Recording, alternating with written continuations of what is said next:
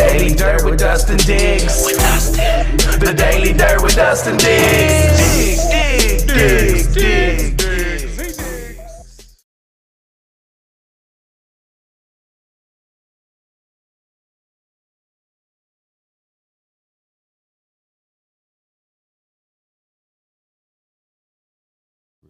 All right, welcome to the Daily Dirt with Dustin Diggs. I got my friend James Dean here today, folks. The living James Dean. We're going to be talking about XXX-Mas in July. So Christmas in July. It's actually June, but people always like it's Christmas in July. Welcome to the show. Thanks, guys. Again. Clayton's here as well as my co-host. So we watched the movie. We loved it. Yeah. It was good. A lot of questions. Yeah, for sure. It seems like it's doing well, and now you got this new project called I got it pulled up here. Down the Long River. Down the Long River. Right. And so that's doing the Kickstarter for that, and Kurt Abishon's behind that, as well as what's the director's name? Harry Colmer. Harry Colmer. Kurt was on the show the other day with Joey Max, and so we're excited to see that get launched. Yeah. So talk about like the feedback you've got from the XXX-Mas. Yeah, definitely. And also, I'll kind of also go back and jump into a little bit more about how I know them and a few other projects I'm working on, because I'm working on multiple things. So yeah, XXX-Mas. It was just I mean, it delivers exactly what you would expect based on the name. right. It's definitely kind of a tribute to 80s, horror films with blood and boobs and gore, and you don't want to take it too serious, and it's fun. I think it's fun.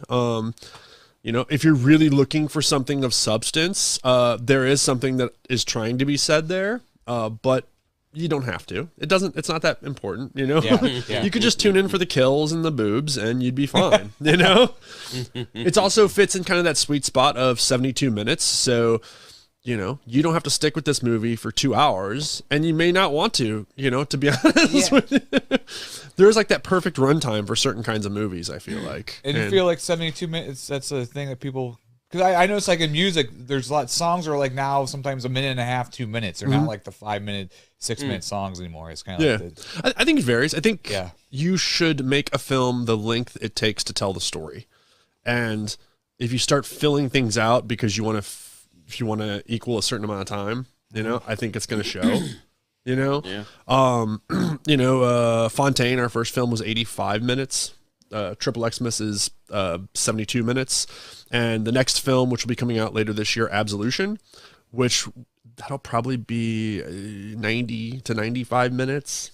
And you were shooting that a little bit before XXX-Mas. Yeah. So we shot Kurt's in that, right? We can see Kurt's ass in that one. I hear you. No. That's a short film. That's called High Five. That's called High Five. Yeah. But you do get to see Kurt's ass in that for sure. Okay. I talked him into a thong. The stipulation was only one cheek, so you only get to see one cheek. Okay. But if in your head if you times it by 2, you could kind of figure out what the whole ass might look like. Yeah, right. If you wanted to. Well, you got to pay for that extra one, right? Yeah. I mean, talk to him. Maybe he'll be willing to show it. I don't. So Absolution we actually shot 2 years ago, almost 2 years ago now.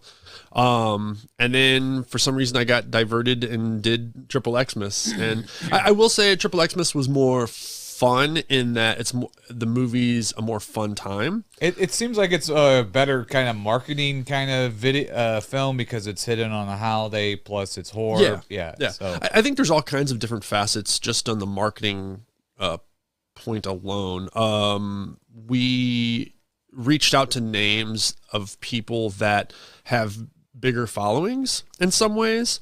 And also it has a very strong niche audience of horny, ramped up males that are willing to, I mean, like seriously, like, I've done 2 cons as a vendor, right? Right. And the one con I had Jessa Flux with us, and she's in XXX-Mas. Right. And she's, of course, beautiful, but she's also very well, I mean, like she's right. And when she sat at our table, we had double the amount of people come to our table. And I mean, come on, if you're going to approach a table with me looking at you or her looking at you, Right. And kind of the same thing with regards to, a movie, especially if you're trying to approach that angle. If you're just selling the blood and the boobs and the kills, yeah, you better deliver on those things. But a lot of people in XXX-Mas have followings. You know, Drew Marvick, who played Santa, he goes viral once or twice a year on TikTok. Like, he's had 4 or 5 million views multiple times, you know, and he's also just a really well-liked guy in the indie film scene. You know, he made a movie. Several directors, real directors, like directors, are in the film. The guy that is a porn director on the set, he's a real director in real life. Chris Rupert, he just released his first feature film, and he's released like 6 documentaries. So, you know, the fact is that we had a lot of talent around and a lot of people that, just, you know, it's just, so, you know, like Drew Marvick and Chris Rupert and Newt Wallen and Jessica Flux. They were in Murder Size, right? We watched that one. Yeah. So that's my friends A&P Productions, and they're out of California, Angie and Paul Ragsdale. Yeah. And I love them. We interviewed them on a podcast we used to do, and I kind of became friends with them, and I just love, they understand that end of the game very, very well. Well, now they're doing OnlyFans, which is like they totally great marketing. Yeah. He understands it very, very well. He also has in the past worked with adult film stars as well. You know, again, you know, we worked with, you know, like there's so many names, so many people that were involved in XXX-Mas, and all that recognition really helped to push it up and present it to a bigger audience. You know, that really is just how, you know, we had Dolly Lee. She was in the industry, the porn industry for 5 years, maybe. I don't know. I didn't ask her the specifics, but she, you know, Felissa Rose, Sleepaway Camp. I mean, you know, she's like horror royalty at this point, you know, from the 80s. And so just having all those people involved, I think, makes a film more marketable for sure. Right. And then eventually having those people involved, your name starts to become associated with them, and then people start turning to you and looking at you for your other projects, you know? Yeah. So to an extent, I was hoping that putting XXX-Mas out first, I may have a little more of a following when I release Absolution. Absolution is just a completely different kind of film, though. It's more of a drama with revenge, and I mean, there's blood, there's killing, you know, for sure. It's like, I don't know if you've ever seen Blue Ruin by Jeremy Sainer. I've not seen it, yeah. All his films are great, but Green Room, Blue Ruin, but it's much more serious. Oh, yes, I've heard of those. With like a touch of like Death Wish 3. So there is a little bit of exploitation in there still. There's, you know, the revenge aspect and all that. So we'll see what the carryover is. We'll see how that plays out. I still expect Absolution to come out this year, and I've slowed down on it a tiny bit.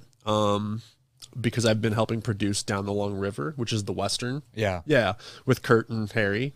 But go ahead. No, so Down the Long River, we got the Indiegogo here. Like, what's for people that don't know, because I, you know, a lot of times what's a producer's role? Like, what are you doing as a producer? Like, so I'm gonna say it always. It depends on the movie and the exact the dynamic of everything going on. For me, I was trying to help, and I am trying to help to bring light to the Indiegogo, so the financing end with the Indiegogo, and then just, you know, so a lot of the people involved I've worked with before, and they are very great artists, but they have never, from start to finish, completed a film and distributed it. And so what I mean by that is, or what I feel like I can bring to the table is I can give a guiding hand with what will help or not help, or what will work, and just every step of the way. So if there's times where it's the same either way, money-wise, cost-wise, but I know one will just draw more attention to the project, I'm going to say, hey, let's do this instead, you know? I've brought connections to it. I've brought other things that we can't quite yet announce. I'm waiting for an LOI to return. Letter of intent. Then once that person signed it, we can say, hey, we have this person attached. You know, I did push for, I didn't push specifically for Matt Cardona to be involved. He's a wrestler. He's a pretty big name in the wrestling. I didn't push specifically for him. That was actually Harry's idea, because Harry comes from a background of wrestling. But I said we need to bring 2 people that have name recognition onto the project. And so I reached out to someone, which will be announced shortly. Right. And then he reached out to Matt Cardona, who's also known as Zack Ryder in the wrestling realm. And huge following. Yeah, we watched them at it was at Pops at the GCW. Yeah. So the strategy of getting somebody with a name like that is what it just helps you get more money through fundraising, or is it easier when it comes to distribution to be able to stream it, having names on your project? So it's kind of double. It really has. So it depends on how you're going about acquiring your funding, right? So, for example, if I was looking to get a bunch of private equity to come in, the more names I have attached, say those names cost $50,000. Having them attached, as long as you have the right connections, you're probably, as long as they're going to generate enough buzz, you're probably going to find an investor that will come in and say, well, you have these names attached. Of course, I'll put the first 50,000 in. This is awesome, you know? Okay. So finding private equity, it makes it a lot easier. On the flip side of that, from a marketing standpoint, and like, think about it like you don't know me. You have no idea who I am, right? So you really don't care about me or my movie. You're just scrolling, and you're just scrolling through the old platform, and there's thousands upon thousands of options. And you scroll for 10 minutes and you can't find something, and then you finally say, oh, this movie. You're like, yeah, it looks cool. Oh, but so is that one. Okay. And you keep scrolling. Right.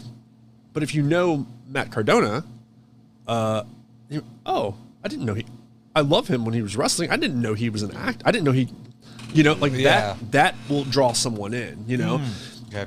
We're in a place now, from indie film all the way up, where a director's name doesn't do much anymore. It really doesn't. Yeah. Even the big directors, there's like a handful that people would go to movie theaters to go see. You know, even Spielberg, like, who is known to be, he's Spielberg, you know? Yeah. Not many people go to movies in the theater anymore. So getting that attention, you almost need, even actors, it's so hard, like on a big level. Like Tom Cruise is one of the last bastions of a name that, like, I'm going to go see everything this guy puts out. Right. Just because I love him that much. So now it's a slightly different dynamic, but with streaming, it's kind of the same thing, but on a smaller scale. You know, if you notice people that you like, they're just going to get you excited, you know, to tune in and see what else they've made. And that kind of also comes down to Drew Marvick and Jessa were in XXX-Mas, but they were also in Murder Size. And so, you know, there's that crossover, right? You know, of, we saw them in this, we loved them, they were hilarious, and then let's check them out in this one, you know? Right. Yeah, I think that kind of answers the question. It's kind of both. It's a little bit of both, for sure. Well, you're tapping in also into, like, the social media people, like the influencers, like you were talking about those two people, and so you have them pushing your film on their platforms as well. So it brings, you know, especially when it goes to streaming or whatever, people have that link. For sure. Yeah. I was telling Harry, so this is kind of an example of something a producer would do. Harry was the one that dealt directly with Matt Cardona. He reached out directly to him. He answered directly. There was no agent involved or anything. And I said, hey, when you start talking day rate, say you want 3 posts. You also want 3 social media posts. You want one for the Indiegogo, you want one for the trailer, and you want one for when the movie's out. I said, make sure that is part of the conversation you are having with this guy. And, you know, if you can get more than that, cool. You know, I mean, like, he has, I think, 2 million whatever followers or whatever, is TikTok or Instagram. I'm not sure which one. I'm not great with social media. People seem to think I am, but I'm not. I am not great with it. I don't really like social media, if I'm being honest with you. I don't really like get on it and look at a bunch of shit, but I obviously post our stuff on there. Yeah, it's kind of like So, you know, having those little bits of information, I think, go a long way. It's been weird producing something where I'm not as creatively involved. I've actually stepped back multiple times and said, I'm not going to say anything about this. If I can guide someone a certain direction, but I don't want to jump in and start trying to take over someone else's film. You know, if I think something is really off, I will say, hey, I think that you would be better suited for this. Right. Or have you considered this? But even then, it's going to be a lot less. So it's more of a guiding force, I would say, you know. The last thing I'll say about producers is I feel like if you're a producer, you better fucking produce. And what I mean by that is you better produce. If we need something, I better find it. I better make it happen, you know. this is going to sound like really weird and kind of maybe mean, but if I ask for something and everyone comes up to me and tells me they can't find it, that's fine. What are your other solutions? What are the alternatives? Have you put any thought into this at all? What are we doing then? Like, I understand, especially with no budgets and indie film, a lot of times stuff isn't possible. Can you at least present some options to me? You know, something. And coming from that experience of directing and having heard no so many times from people, I don't want to say just no to someone. Right. You know, I want to come up with an idea or have some option. And even if my option is shot down, I don't care. It might present other ideas from other people involved, other producers or the writer, or, you know, keeping that creative flow going, I think is super important to, I just think it's important to any project, you know? So with the XXX-Mas, so many X's, so you had this idea, you figured it'd be a good marketing thing, Santa Claus going crazy. Yeah. What was the next step of the process? So then you have the jokes written out. You have some funny scenarios. You're like, oh, this would be a funny kill, or how do you build a horror script like that? Right. So I streamlined the process. It was extremely quick. I think it was like October, maybe early October of 2022. That sounds right. And I started writing it, and I didn't have time to write 85 pages. I wrote 60 pages, and it just came to me pretty quickly. A lot of it was, some of it's inspired by Splatstick, where it's just like the gore and the horror is so over the top that you can't take it serious. Yeah. I love that. That's some of my favorite, like Evil Dead 2, Dead Alive by Peter Jackson. Absolutely love that, you know? Yeah. So I wrote the first draft. It was 60 pages. The characters were not fleshed out enough, and I knew that. I knew it. But as far as like the creative part, I think I just kept feeling inspired by things, and sometimes I get high, and that helps me. Yeah. I'm not going to lie. Like, you know, like there's times for certain things that really can help, you know? Right. I think writers, the big thing with writers and not getting something out is the fear that it's crap. If your first draft is amazing, cool, you're way above everybody else. Right. My first draft of everything I've ever written has been garbage. I mean, and that's okay. Right. At least it's down on fucking paper, you know? Yeah, right. It's there. Now I can go through and I can make it better. Right. I will say I didn't have time to make it better myself. So what I did was I went back to my co-writer for Fontaine and the Vengeful Nun Who Wouldn't Die, Louis Otero. He's out of New York, and very smart, very talented writer. Very, like, he understands the technical end of writing for sure. And I said, I need help with this. Because I knew I was about to start running an Indiegogo at the time. We're talking December of 2022. Yeah. So, you know, I was running the Indiegogo. I was pre-production. I was doing so many things. I said, we have 60 pages. You know, I need another 25. And a lot of this just needs to be character development. You know, like we really need to work on these characters because right now they're so hollow. They're hollow because you haven't figured out, I'm going to have Jessa Flux play this, or I'm not. You don't have a vision in your head of who's going to play what at this point. I did know for the most part who was playing what, or who I wanted to play everything. Right. Okay. It was more of the characters were one dimensional. They had no real depth to them. They were just, I mean, kind of like what you would probably expect watching a porn, to be honest with you. Like very, very just one dimensional. Oh, you know, like, you know, and I wanted the characters to have more to say, and I wanted them to have like some sort of agency about themselves, you know? And so I knew bringing Lewis in would really help with that. Yeah. And I knew I just couldn't do everything, you know, knowing that is huge. That's been a struggle I've had constantly with every film I've made, and that it's hard to relinquish control a bit, and then to find the right people to bring around you and to understand your overall vision and to be okay with the changes they're making and still incorporating it and pushing forward. I think that's important, honestly. Yeah, it's tough too, because when you have other people putting their creative energy, maybe you're not agree with what they're saying, so you don't want to give them a harsh no, because you don't want to ruin their creative mojo, because then they might not give a shit anymore. That's kind of like how I handle certain people. Yeah, you know, but you kind of have to like try to guide them still and be like, well, that's good, but you know, we're trying to go this way or whatever. It's a delicate kind of talk, I guess. I think that's true with like co-writers, producers, especially with actors. I mean, if you're bringing the last thing you want to do, I was making a short film probably like 8 years ago, and I would be like, Clayton, I want you to say it exactly like this.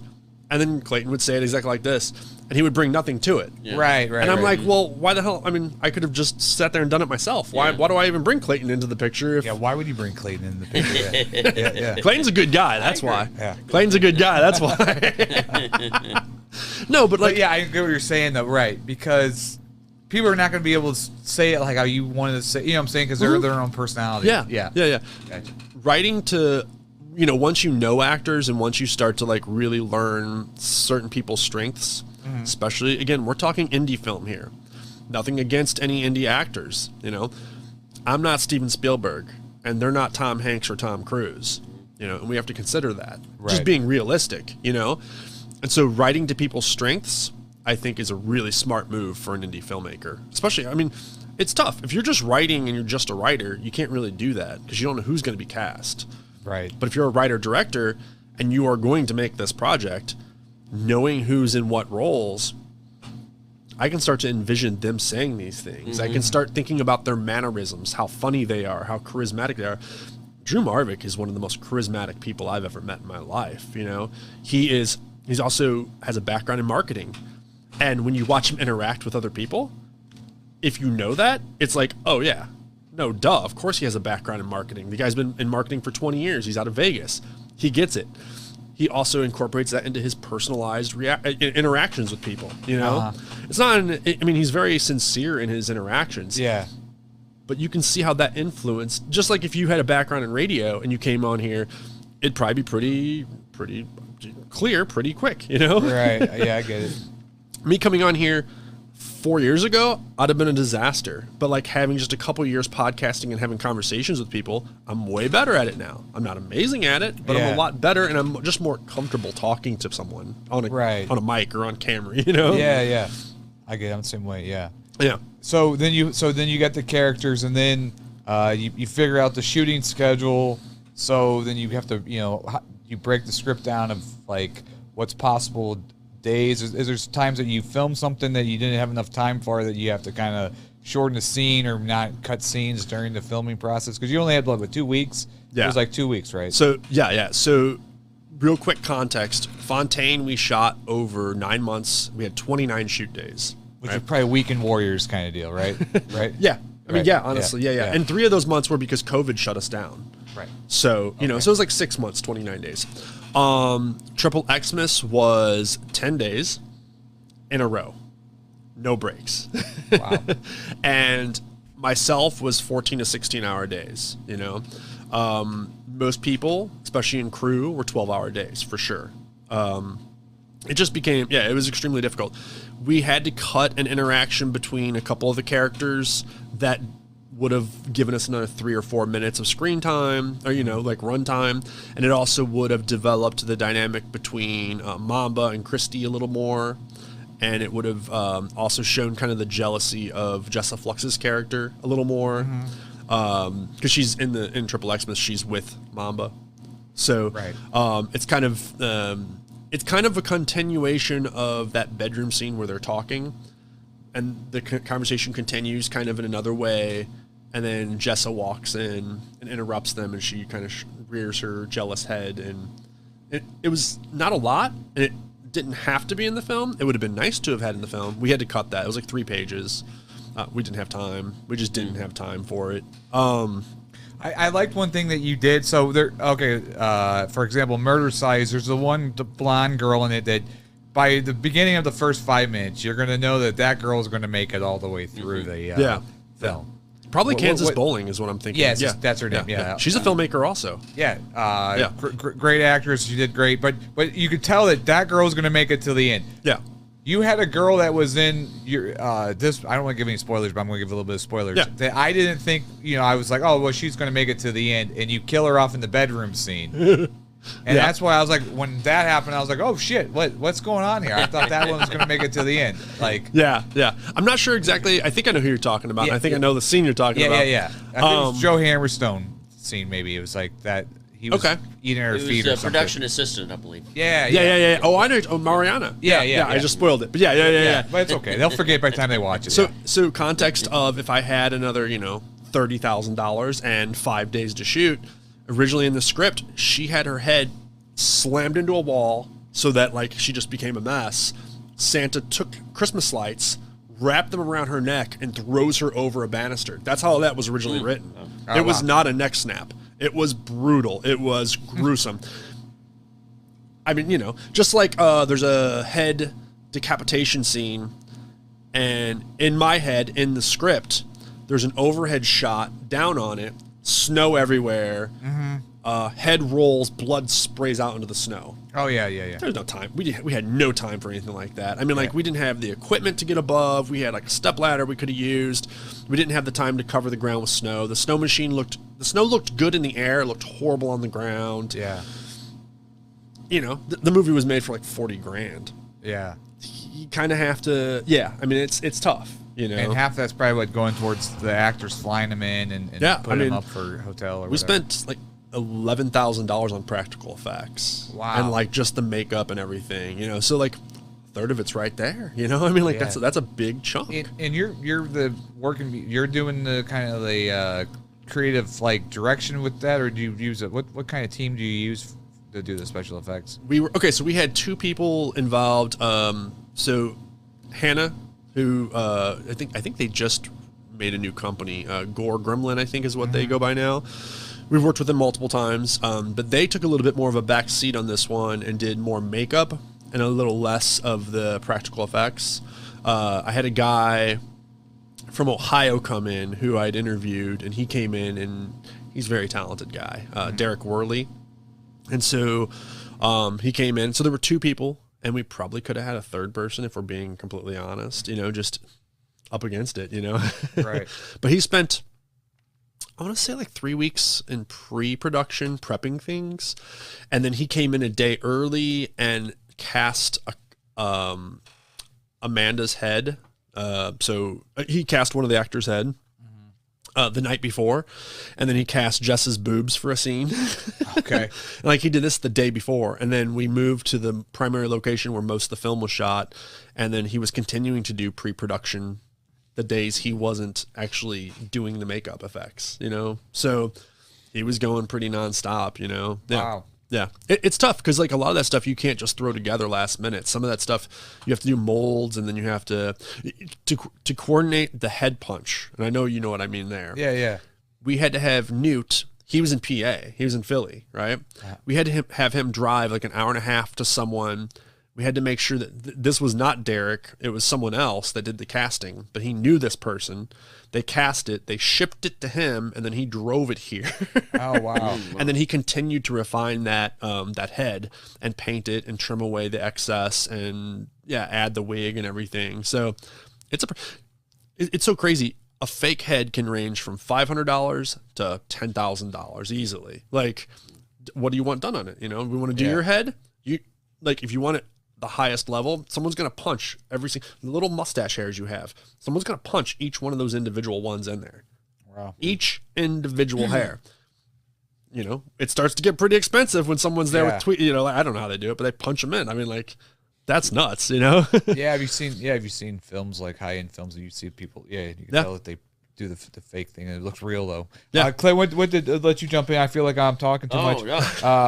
What was your thoughts when you watched the Xmas? Now your car was in there. Oh yeah. He's in it too. Yeah. You might not have recognized him because of his beard. That's right. You were in there. He's in it too. Yes, Yeah. I got a very He was quick incognito. cameo. It was great though. Yeah. And the car got in there. I mean, that's how they, how they exit, right? But I just enjoyed the whole thing. I've been encouraging everybody to take a look at it and watch it too. But I actually what I liked was I liked the kind of the reflections on Santa Claus, not in so much his violent times, but in the other flashback times, and I liked that as well. It added another element to the gore and flesh, Without that, I don't think the film would have worked. It really it explains the why behind it. Right. Again, not that you had to have that, but it would have been like, yeah, it wouldn't have made sense, you know? Originally, that was much bigger too, you know? Originally, there was an elf that was involved with that scene. There was an elf that was involved in that scene too, you know? Yeah, so, yeah, I won't say anything else about that. That's some pretty big spoilers for sure. Yeah. I liked that with the why because it made sense. Because then you could just come and have this guy just killing people or whatever, and then it's like, you know. It also, again, we don't have to delve really into it. Yeah, I don't want to give too many spoilers. No, this isn't so much spoilers, but the commentary that takes place in the film is kind of the commentary of, I was wronged by a girl. So now all girls are horrible. All women are horrible. And I can treat them however I want to online. I can treat them however I want to in person. And I can be as abusive as I want to. And that's kind of the commentary that's underneath everything. You know, like, okay, one person wronged you. That doesn't mean that all people are horrible and are going to wrong you, and it doesn't give you permission to be horrible. It's pretty crazy how much women have to put up with BS online, like in private messages. Or I couldn't even imagine. Yeah, it's nuts. It's nuts. Just having some of the people involved, I was getting messages trying to have people wanting me to give phone numbers out. I'm like, come on. You think I'm going to give you someone's phone number that's working with me? Like, no, you know? Right. Yeah. They probably get messages constantly all day, all night with just, people. Yeah. I know Dolly has her face and her pictures stolen regularly, fake accounts made. Someone poses as her, or not even her, just using her pictures as another identity. Wow. And then people will send that person money, and then they shut that account down after they were sent money.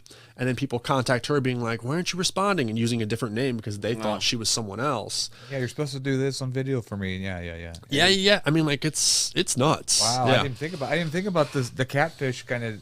Oh God, I didn't even think about that. Yeah. Wow. I semi-regularly get accounts that steal her identity and try to follow me. And I just like block them. Yeah. Yeah. So wow, that's great. It's really interesting for sure. Yeah. But yeah, I was gonna say, kind of getting back to we were talking about Down the Long River. Yeah. And, I was about to get into that. Yeah. So Harry Colmer, who's directing it, he's directed a short film, and he's also directed a lot of theater, and he's also done a lot of theater. He and Kurt Aubuchon are both in Absolution, and they play antagonist. Yeah. And they play antagonist in the film against John Mefford, who's actually also in Down the Long River. Oh, okay. John Mefford plays the lead in Absolution. He plays the Vietnam vet, the alcoholic Vietnam vet. And so they are antagonists in the film. And just working with Harry, like, so just to give kind of some insight, there was a guy who had a pregnant girlfriend on set. She wasn't there, but she was 9 months pregnant. We were shooting in a trailer. We'd already shot the scene before this and after this scene, right? The day of, we shot a couple takes with this guy, and his girlfriend went into labor. Oh, wow. He has to leave. He has to leave, right? So he left. I'm sitting there with the script. The scene before and after have already been shot with this guy. How are we explaining he's not in this scene? Okay. You know, he just disappears, right? So Harry and Harry kind of offered, and this is kind of a part of indie film also, making what's presented to you in that moment work, even when it's like, it seems like it might be impossible. So Harry took the script. I took the script. We were in this really ran down, crappy ass trailer. That's where we shot some of the stuff. And we went over to the washing machine that was just like disgusting. We put the script down and we started like scratching things out. And I was rewriting a few things, making it work why he's in this scene and the next scene. And Harry's like, well, what if we try this? Granted, now this is the first time I worked with Harry, but having someone like that can see the story as a whole, not just the actor, not just the role they're playing, but the overall story, and contribute to the idea of, how can we make this work?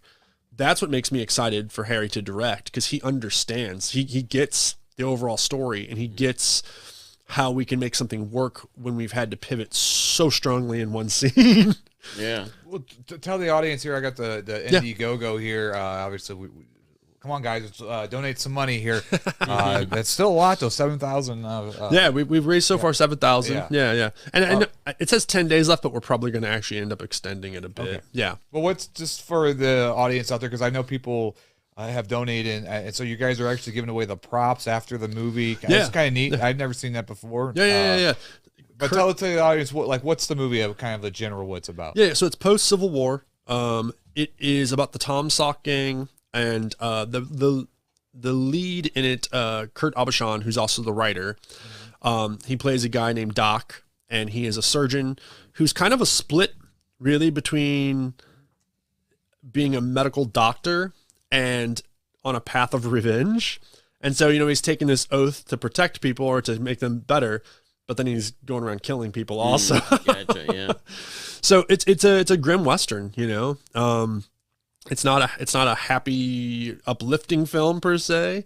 It's definitely much more realistic, and yeah, I'm excited to be a part of it. I've never been a huge fan of like older Westerns. I just haven't been exposed to them, but I started digging through and thinking about like more of the modern Westerns that I've watched.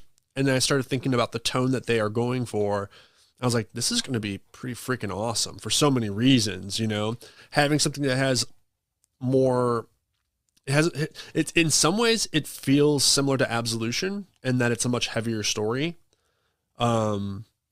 But yeah, I mean, it's going to have action in it. It's going to have the revenge element, but it's really a revenge story, this guy. And I don't know how much Kurt would want me to say about the story. It has a revenge story for sure.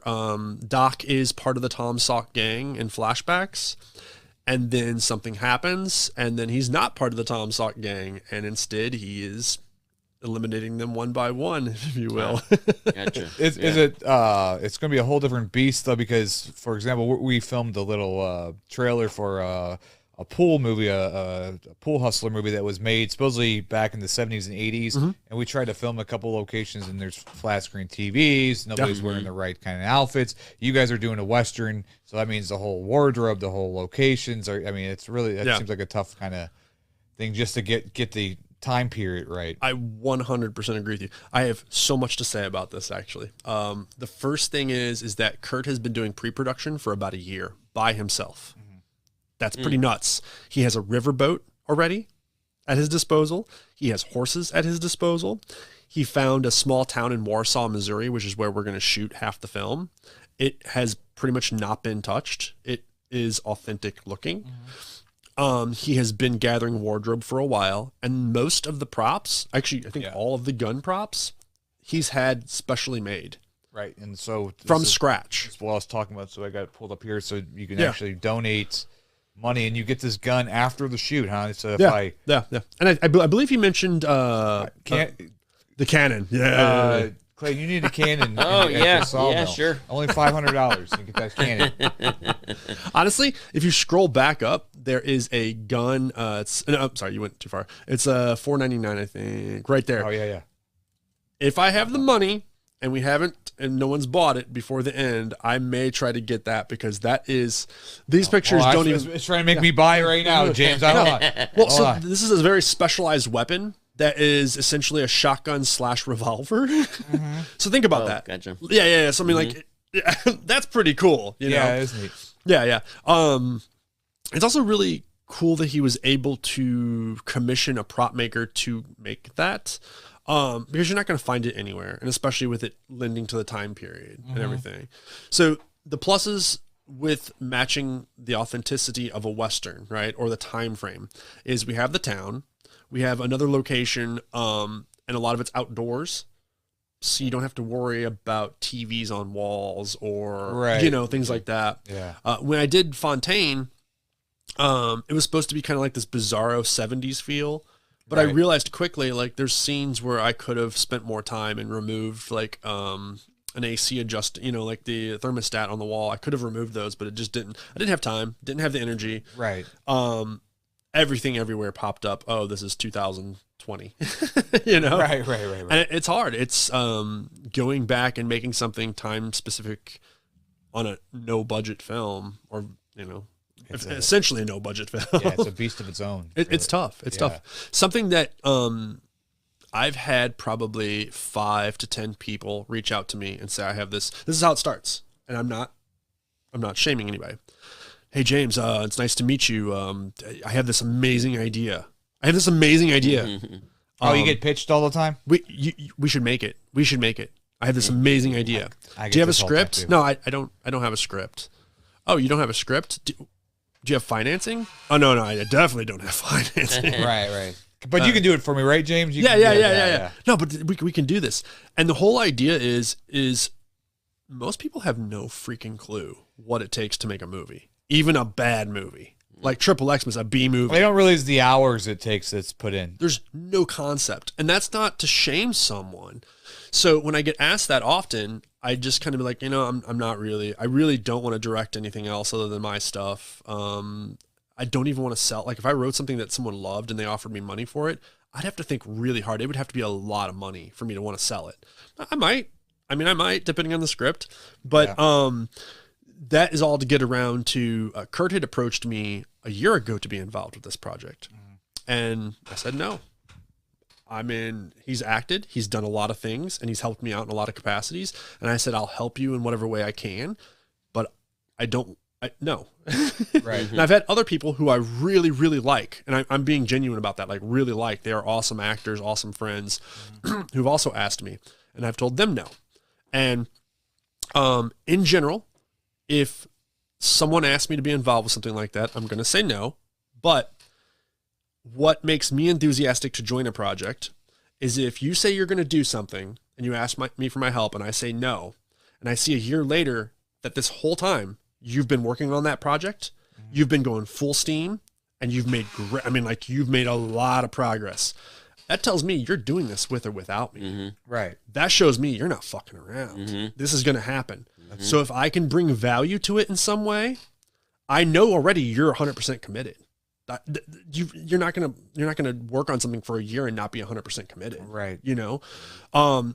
So, and that's how I think my first film got made, was people saw I was making it with or without their help. Right. I had a friend that he's working on this series, and he's like, man, nobody's enthused about helping out, and actors keep dropping out, nobody shows up and shit. And I said, well, once you make the first one, they'll see that you're legit, that you actually, even if it's shit, you completed the project. It's going to be so much easier making the second one. And I'm sure it's been like that with you. After you got the first film done, now you're, James Dean I can see his stuff on Tubi. Oh, his stuff's on Prime. Yeah, Amazon. He's legit. He's a legit guy, yeah. I definitely agree with that. But at the same time, there's been a lot of pivoting where someone drops out literally last minute. I think that's with anything that really happens all the time. It is. When we shot the stuff in front of the strip club stuff, we borrowed one of your locations for that. We'll just leave it at that. Yeah. Your cameo. The guy who played the nasty strip club owner who gets punched in the face, that was someone totally different. Someone local who I really like, who's a film director. Day of, and again, I like this guy. Day of, he texts me, I'm not feeling too well. Okay. We already have it on the schedule. We have people flown in. It's getting shot either way. Right. So I am fortunate enough now that I have enough connections. I've worked with enough people that I can reach out to 5-6 people at once. And mind you, I have to do this while I'm also directing a scene. Yeah. Like I have to make sure the scene is directed and that everything is set up and we're doing this. And then when we get a couple minutes to readjust the lights and we're setting up for the next one, after I go talk to the actors, then I either have to convey those numbers and all that information to my first AD and have them reach out to people, or I have to do it. Or I was fortunate enough. John was there. He played Mamba. And so he knew a guy named Tuffy who I'd worked with once before. And Tuffy's a real big, heavyset guy with an amazing voice. He's a musician. And he's like, yeah, it was like an hour's notice. And he showed up and he had he had an hour's notice, but like, it was probably like a 45-minute drive for the guy. Yeah. So he had 15 minutes notice, 15 minutes of, find something. Well, he showed up and killed it, And that's what I hope to do is sometimes if, people think happens with their schedules or drop out and I'm like, hey, put me in, coach. Yeah. So well, we always have a little joke. I was like, well, this guy, I don't know if this guy's going to show up in cleans. Well, I guess I'm going to be in the movie then. Yeah. Well, yeah, exactly. And I'm like, probably. No, I mean, that's how it works a lot. Like, I just saw someone on Facebook who he's in his 60s maybe. He's retired. I don't know what he did, but he's retired and now he acts and he's been slowly building his resume. And he was asking people, I was approached to be a stand-in for a pretty big name, stand-in. So the camera's going to be, you know, his back of his head might be in a couple shots, but it's always going to be eluded that it's this actor. No one's ever going to know it was this guy. And he's like, is it really worth it for me to go do this? And everyone's like, yeah, think about who you're going to be on set with. Think about everyone you're going to be on set with. Talk to everyone there as much as possible. Network, introduce yourself. You're making new connections at a level that you wouldn't have otherwise. Right. This was he didn't say who the actor's name was. He can't, you know, a lot of times when you're at a certain level, you're signing NDAs and you just can't talk about it. Yeah. But being on that level set, making those connections, I tell people that all the time. I said, actors always come up to me and they're like, how do I get into acting? I was like, well, first of all, you start doing it. You just do it. Second of all, I highly suggest joining any theater groups around you. Like a lot of people don't want to do theater. That's like the best practice. You're doing it night after night. Right. Some of the best actors I've worked with have a theater background. Harry kills it. He's a great actor. And I mean, he has a theater background. John Mefford, he played a Nazi in Fontaine. He plays the old man in Absolution. He's also, I mean, top 5 as far as people I would go to, as far as if I need someone that I know is an amazing, very talented actor, hands down. He has 40 years of theater background. I mean, you know, and you get so much repetition in that. People don't want to do theater. They want to be on the big screen. They want to be in a theater, you know? You know how many other millions of people have that dream? It's okay to have that dream and pursue it. But if you want the practice and you want to refine that skill, go join theater. I'm telling you. Well, yeah, some people work like once or twice a year and then they want to get paid, but then it's like you're not sharpening your craft every day or every week, and that's which is, I mean, you know. Another thing that you can do, I think, is you know, do a couple favors for people and make sure that the stipulation is, or the agreement that you make with them is, if they have camera and they have microphones, write something yourself and talk to them about how you want it lit, and start doing a dramatic scene, start doing a horror scene, start doing this and that. You put that all together in a reel, and now you have a full reel showing that you can do horror, you can do drama, you can do comedy, but no one's going to do these things for you. You have to be proactive. You have to do it yourself. Right. You know, I've seen people do that. I think, is it stage 21? What's 27? 27. Yeah. Over here, yeah. I've seen people, I think they're offering that. I think they're offering that where you can come in and make use of their like a 30-minute or an hour shoot. Right. They'll do it for you and put it together.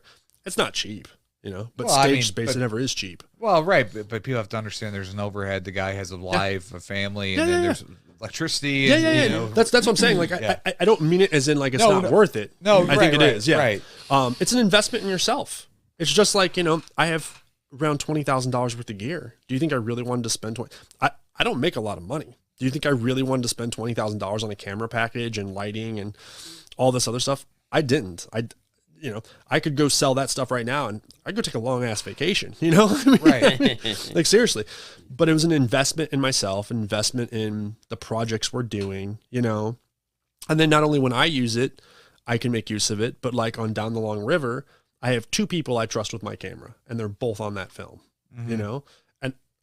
You know, I love you, Clayton. You're not touching you're not operating my camera. I'm sorry. Well, I can work my way up. Well, don't realize the cost. So, like, let's say your camera's, let's just say $8,000 your camera, which is, I'm sure it's a lot more, but you're probably only going to shoot 800 hours maybe on that camera, its whole entire camera life, right? So right there, that's $100 an hour that camera is being utilized when you're filming something. So people don't realize when they come to a studio like Studio 27, or they come to your set, like the money per hour even with the other actors and stuff. So they were like, oh, if I feel my belly aches or whatever, you know, sometimes you got to fight through that shit because, you know, there's a lot of shit going on. It's wild. I mean, like, same thing on set. Things come up. People have injuries. People have things come up. I'm never saying I would ever ask anyone to do this, but I know someone that showed up to set. He was really sick. And I knew he wasn't feeling good, but I didn't know how bad he was. And it's a medical thing that he just discovered after the fact. He pushed through and delivered a fucking killer performance. Now, you know, after the fact, I could tell how bad he felt, but in the moment, I really couldn't, you know? And you know, how bad do you want it? You know, I mean, I'm not saying that people should do that. I'm not saying a director should ever expect that from someone. I don't think that at all. Right. But if someone comes in and does, and I mean, I don't know. those chances sometimes only come along every so often. Right, I agree. Yeah. Obviously, if it's a life or death situation, but That's a little different. You gotta toughen up a little bit. People sometimes get a little like sensitive on, you know. That's all. No, yeah. I mean, there's for sure. We can go down that rabbit hole, but yeah. So when's the next film's coming out at the end of this year? Is it all done filming? Oh, the filming's been done for sure. It's called Absolution. Absolution. Yeah. It was originally called the Old Man, and then there was a Jeff Bridges show that came out called The Old Man, so I decided to rename it. It's about 95% of the way done edited, with the rough cut. I think Clayton, eventually we're going to do a screening of the rough cut at your house, actually. Okay. So after that, it does have some visual effects work. That's going to take some. So honestly, at this point, it probably could be done earlier, but funding for score and the sound and the visual effects. Again, I don't make much money. I'm just being real with you guys. I don't. So, $10,000 probably between all those factors. Wow. Yeah. I have a girlfriend. We want to move in together. Yeah. Again, just being real. Well, those things cost money. We want to go on vacation. A cost right there. This all costs money. So $10,000 out of pocket. And again, Absolution, everyone involved was 100% volunteer. Everyone. It was the second film we shot, I think that we had, the cost was, even the locations, I was able to get free locations almost across the board. And you see these locations, they're pretty killer. We got a shopping, we got a store in Alton, Illinois that just let us have a location, and they just left. They just left, and they're like, "Here you go." I'm like, wait a minute, you don't. I was like, "Okay, you're just gonna leave us here? You don't even know." They didn't know me. I just reached out to them. So most of the cost expense with that was wardrobe and fake blood and food. We shot 21 days on Absolution. It was $5,000 easy for food. Yeah, people don't realize that either. Yeah. Yeah. So that, and then post-production time, and then the stuff that I can't do or I can't do well enough that it would look good in a film. Visual effects, I think, are a very weird thing. I don't like going cheap route with them at all. And I can do some basic stuff, like compositing shots together or removing lights, color grading. I can do that. I can edit. I actually think editing is one of my stronger suits.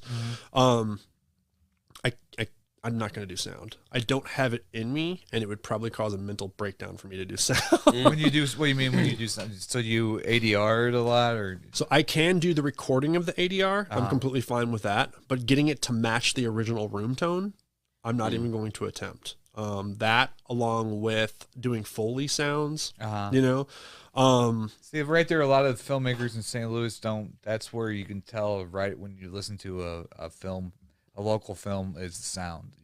For sure. Yeah.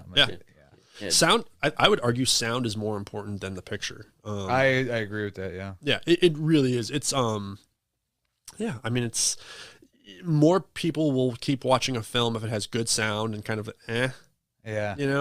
picture.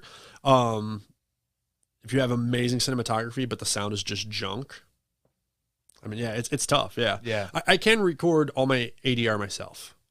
Which is nice because that also can get expensive. And also now we're getting to a point where I can clean up audio very easily because AI is doing an amazing job of voice isolation and taking out the birds chirping or the chair cracking. So I got No. No, that's just the reality of, try shooting a scene with people eating at a table. They're constantly banging forks on the table. And it's like, hey, we're not really eating here. Do me a favor for my sound and post. Stop fucking banging the fork on the table, can you? I know we're wanting to make this look real, but we don't want those sounds. I promise you, we don't want those sounds in there. Well, that's hard though, because then sometimes you get it where people are just too fucking stiff at a table where it's like, oh, this seems like they're really eating right there. You know what I'm saying? It doesn't feel real, No, I agree. Yeah, so it's a tough balance. It is. It's just like extras in the background, I didn't realize this, but then they're not really talking. And if they are, they're going to be recorded. You just want them mouthing. I always wonder when you watch these fucking club scenes and there's all like hundreds of extras and it's like, so they're all just quietly. Yeah. So That's fun. yeah, For sure. Yeah. So- No, Absolution should come out this year for sure. That's my goal. Unless the visual effects and sound take longer than I anticipate. I'm super excited about it because it's so drastically different. It really is. And the funny thing is, as much as I said that I'm not a big fan of like older Westerns, it's just that I haven't been exposed to them. But when we shot Absolution, I said I want it to feel like a modern Western, but not the Western elements, if that makes sense. Yeah. It has a much heavier feel to it. You know, this character is someone who is a raging alcoholic and has self-isolated for the most part and doesn't really have a relationship with very many people or hardly anyone.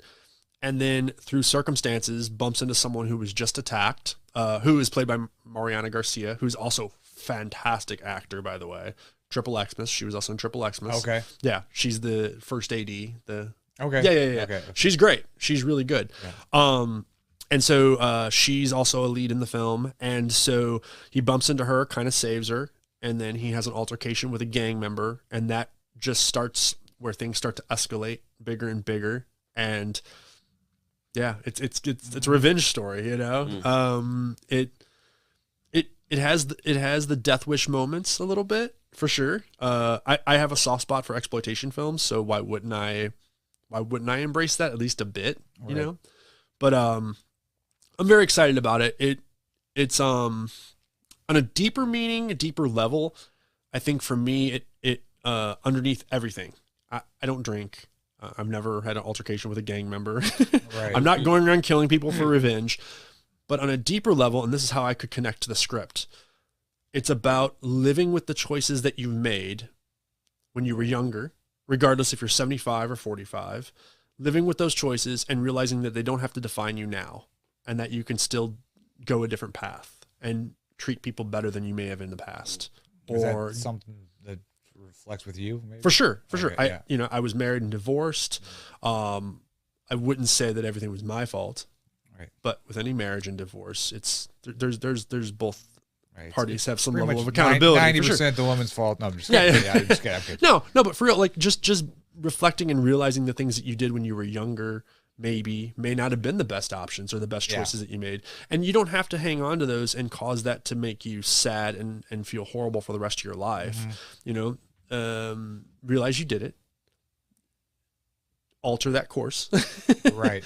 And if you can, make amends, but you don't have to, you know, like if you haven't talked to someone in 10 years, making amends might cause more harm than good, you know, I get that, yeah. Yeah. So, you know, and, just, I'm excited about it for sure. It was a way heavier film than I anticipated also. And so I think XXX-Mas was a nice break because when you're investing so much of something that is personal, even if the plot isn't personal, but the story underneath it all is personal, it can take a lot out of you, you know? Like Fontaine, you know, that was about me being angry in my youth. Like, look at the lead character in Fontaine, the Vengeful Nun Who Wouldn't Die. She's all rage until the end. She's just pure rage incarnate, you know? Right. And it's, you know, I mean, like, incorporating that into, like, an exploitation 70s vibe, you know? But, Try to play. yeah. So I've noticed a lot with the film. I mean, we did the Moem Fest a couple of years ago, and we're hoping maybe to do another film festival next year. We're kind of, but there seems like almost like a surge of like films coming up in St. Louis. Obviously, For sure. You know Chris Gregg, a great filmmaker, Yeah. legendary filmmaker because he's been around since I was like 20. He's been doing it for like 20 years. I went to. It was down off. What's that big place that they do the music stuff off of Delmar? Was it the pageant? The pageant. Okay. So he had the pageant sold out in 2003 for his movie, and so I remember going down there and seeing him for the first time and seeing that movie. And Yeah. 3,000 people Yeah. filled the whole pageant. That's crazy. Filled, so. I remember him telling me about that. Yeah, It was legendary, and but he came out with his new movie this year that just got released. We went to the premiere. Oh, I was there. Yeah, I think At High Point. Yeah, at the High Point. Yeah. And there's other great filmmakers releasing stuff in St. Louis, and so I don't know. What do you think about all these films from St. Louis coming out? The more the merrier. Right. I like to. I'm not competing with anybody. Well, no, I just And no, but I mean, I think a lot of filmmakers, they get that wrong very early on. They think that, oh, this person's getting attention. Fuck yeah, let's celebrate that. I mean, do you know how hard it is to make a film? Let's celebrate someone getting attention, you know? Right. Maybe, you know, and I'm not saying this is the case, but maybe Chris does something I don't like. Who cares? You know? Let's celebrate his success. Like, I saw his movie. I like his movie a lot. I thought it was awesome, I've worked with Joe Hammerstone several times. Joe's in it. Joe was amazing, you know? Yeah. Brock is in it. I'm sure you know most of that team. Yeah. They're all great. Jackie Kelly is someone I want to work with. Matter of fact, I was the one that pushed Kurt and Harry to say, reach out to her to get her in Down the Long River, because I want to meet her and I want to work with her on a future project. Yeah, she's killing it right now. She's amazing. She's in Ohio right now doing something. Her and her husband, is it Eric Stanzi? Eric Stanzi's legendary too. He's been doing films. I think he does it for a living. So he might. I've never met him in person. I've never met him either. But I mean, I would love to, because why not? Like, the more people you meet, the more you can learn and grow. And I think St. Louis is really starting to kind of come into its own with that. Right. Not by any help, not by much help from the state, if I'm being honest. I know there's tax credits, but I started to look into that. That's a fucking joke. Like, you better not have anything in the most remote way possible offensive, because they're not going to give you the grants. They're not going to give you the tax waivers, you know? It was pretty crazy, at least my understanding of it. Maybe I'm way off. I see. They're doing that with the Oscars too, that you have to have a certain kind of hit certain guidelines to be qualified for, and that's just crazy because it's art. I mean, the wording for the tax rebate was, I can't remember if it was like it can't be, I don't remember the word. It wasn't perverted, but it was like perverse or like obscene. I think obscene. So then I had to go look up in the statute what obscene was, and like drug use, the illusion of like just alluding to masturbating. Come on. I mean, or like no nudity, nothing. And I'm not saying like XXX-Mas would have qualified, right? But take any film, even like Absolution. There's a small sex scene. So what, you know? Right. Like, the amount of nudity in Absolution compared to XXX-Mas, it's like 10% maybe, you know? But it's still there. So right off the bat, I guess it's disqualified for a tax waiver, you know? Yeah. Like, well, it's a conservative state, man. What are we gonna do? That's true. That's where I was getting at. Yeah, it needs to be more kind of But no, I think overall it's amazing. I think the more people that succeed here and try to make films here, it's great. Yeah, I'm happy to see there's other award shows and other film festivals, because honestly, I'm not a big fan of the St. Louis filmmakers international. SLIF. It's just they seem like it's always been like a certain club that gets into those things, and so I like that there's other people doing other like stuff, so that it gives more options. Even the lower end stuff that maybe it's not the audio is not as great quality as your films, but at least they're putting it on some kind of platform where people can come see it. Yeah, which is cool. And because we all started somewhere. That's exactly what I was going to say. That's exactly what I was going to say. And I mean, like, dude, the very first thing I ever shot was I shot myself, and it was me walking up, bending down, tying my shoe, standing up, and walking away. I was trying to figure out, how do I put this scene together? This was 10 years ago, maybe, you know? And I was so, like, creatively, like, I had no idea where I wanted to go, what I could do. I was so unsure of myself, and because of that, I wouldn't even shoot anything, you know? And I think a lot of young people, especially like college age level people, do this, you know, where they're so scared, you know? Just do it. And it's gonna, if the first thing you make is great, that's fucking fantastic. Chances are it's gonna suck, you know? That's okay too. That is. Yeah. Take that, watch it with other people if you can, watch their reactions, see where you can start to improve, and go from there. The best critique I ever got was on a short film we made 9 years ago. I sent it to a filmmaker, and he messaged me back. He's like, "Do you really want me to be honest with this critique?" I said, "I fucking wouldn't have sent it to you. I'm not, know, I'm not, the ego's out the window here. I don't care. You know, I want your honest input." His critique, it wasn't ignorant at all, but he also didn't pull any punches. That was the best critique I've ever gotten, anything I've ever done, because from that point forward, I made sure never to make those mistakes again. Ever. Framing, sound, like, just all these little things, you know, like, and some of them were stupid little things, like, oh, for one track, I forgot for one person's line, it was only in one ear. Oh wow, he really fucking combed through your shit. Oh no, yeah. What you know? Do you want a real critique, or do you want me to be kind to you and then you not get better as a result of it? You know, like, you know, you can still be nice and kind. I think you should be, but at the same time, lay it all out there. I want to know. I want to be better. You know. Yeah. And it's still indie film, so there's going to be fucking shit that doesn't look right and doesn't work right, and you just don't have the resources to make it the way you want to make it. You right. know? Well, that's why I always tell, if the story's there, people can forgive a lot of things if the story's there. Like, you know, I loved XXX-Mas. It was a great film. We had fun. It was a fun film to watch. But did I think about it? Did it change my life after watching it? No, but it was a fun film. Right. You know what I'm saying? We enjoyed.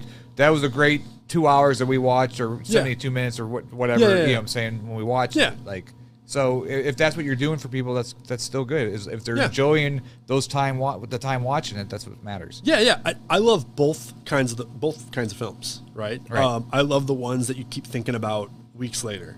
Yeah, I do too. Yeah. And I love the ones where you just sit back and you had fucking fun and you laughed and you may have had fun with some friends. I love those shitty shark movies. I'm gonna tell you right now. Yeah, I love them. I absolutely love them. Me and my buddy, we watched so many of them. We found a list on YouTube called the top 40 shitty shark movies of all time. And this was like when Sharknado was kind of at its peak. Yeah. And we watched 39 of them. We couldn't find the one, but it sounded like it wasn't worth watching, mostly because it was a misleading title. And the shark was only in it for like 10 seconds. Oh, okay. But I mean, like, we had a list. We watched like 60 of these damn things, you know? They suck, but they're so fucking fun. Like, they're so fun. We had a good time, you know? And we still actually talk about them. Right. But at the same time, like, I just watched a 1970s Spanish film called Rapture. I can't remember the Spanish. Have you ever seen that? I feel like I've seen it. It was on Tubi right now or something. I feel like I've seen it. No, it was, well, maybe it was on. I watched it on Shudder. Oh, okay. And it was, you know, like, it's very hard to watch the first part of it. The last 15 minutes of it freaked me out, scared me, and I'm still thinking about it 3 weeks later. Right. Come on, you know, like, and again, the first, you know, hour and a half, it's hard. There's moments where it's pretty hard to get through. I'm not gonna lie. It has this very, like, almost David Lynch feel where it's like you don't know if what you're watching is real or what's going on. It was like that for me. Yeah. So but it's a commentary on film and art and what that can do to you, or what you're willing to do to achieve that end work. You know, right. Highly recommend it. Okay, I'll have to check it out. I'll check it out. So, well, anything you guys think? No, you guys have definitely been great. I've enjoyed sitting here with you. You've been great. So, I want to say one thing about Clayton. I sincerely appreciate everything you've done to help indie film and us. I mean that, sir. Yeah, you've done so much to be. Yeah, for sure. Yeah, I definitely like you guys and the products that y'all make. And I appreciate it. I believe in y'all as a team. I mean, thank you. Yeah. Seeing what you know you've been talking about here on the podcast. I mean, you're legit, man. Well, I try. I don't know how legit I am, but I try. No, you're one of the good ones out there. That look, you're looking at someone. I don't know who you're looking at. No, you are one of the good ones out there. I mean, but no, you've helped out a lot of people too. A lot of films have been filmed. A bunch of 48-hour film festivals. Yeah. Well, Sawmill and. Yeah, I like to provide locations and maybe get a short. Role in each one, and it's the indie film community in St. Louis owes a debt of gratitude to you, and I'm serious. Like, I appreciate you, I do. Yeah, because people don't realize how it's fucking hard to get fucking a location, especially when it is. You get a location and the owner like steps back and they're not like overseeing everything you're doing. Yeah. And so God bless you, Clayton, because you do a great. Or they don't change the, Clayton's not going to show up and say, "Oh, you can only be here from 8 p.m. to midnight." Like, oh, I thought our original conversation was 8 p.m. to 8 a.m. You know? Right. Yeah. How long are you guys going to be? You got I got to go somewhere in 2 hours. Yeah. Going to be cleaned up in 2 hours. Yeah. No, you don't go in that room. I'm going to leave the air on because I can't. Yeah. Mm-hmm. Sadly, I got the fucking air on right now. I'm sorry. But the audio sounds okay. But. So, thank you, James, for coming on the podcast. Thank you for having me. It's great, definitely great always having you on. MonsterKidFilms.com. Yes, actually. If you guys want to pick that up, you can pick up Fontaine or XXX-Mas on Blu-ray. got it right here. So Yeah. there's the films right there. So you can get right there. And there's merch too. And so there's Yeah. Right now we just have the 2 Blu-rays, but we are going to start adding more for sure.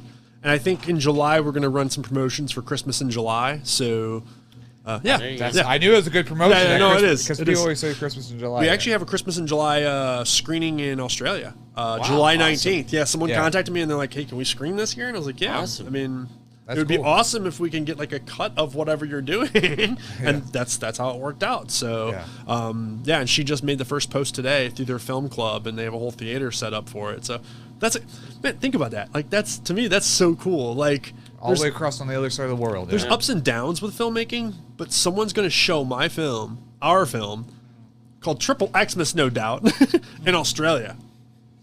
They just need to send you a ticket. Where's the ticket at? You got to send the ticket. Get James Dean to come down and talk about give me it. a plane ticket, right? Right, that'd be an expensive plane ticket. But It would be. so that's awesome. Well, congratulations, and we're Thank excited. you. So definitely one more time. Down the Long River, definitely donate to that.